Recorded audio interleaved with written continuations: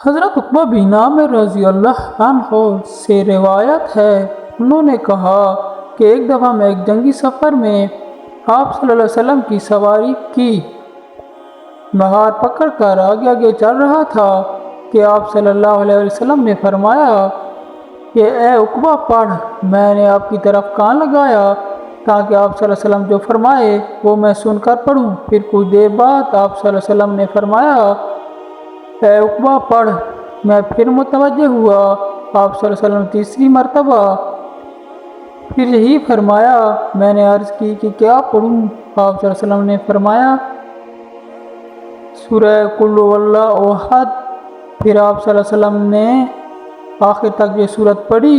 پھر آپ صلی اللہ علیہ وسلم نے سورت قل اعوذ برب الفلق آخر تک پڑھی۔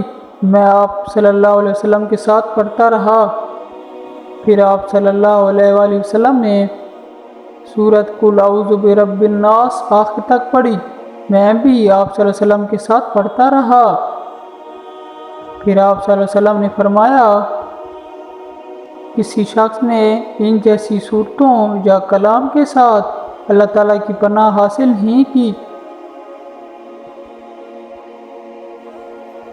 حضرت عبداللہ رضی اللہ عنہ سے مروی ہے کہ ایک رات ہلکی سی بارش ہوئی، سخت اندھیرا تھا، ہم انتظار میں تھے کہ رسول اللہ صلی اللہ علیہ وسلم تشریف لائے اور نماز پڑھائیں۔ پھر رسول اللہ صلی اللہ علیہ وآلہ وسلم نماز کے لیے تشریف لائے اور مجھے فرمایا پڑھ۔ میں نے کہا کیا پڑھوں؟ آپ صلی اللہ علیہ وسلم نے فرمایا سورت قل هو اللہ احد اور معوذ 3 صبح 3 دفعہ پڑھ کر، یہ تجھے ہر مصیبت میں کفایت کرے گی۔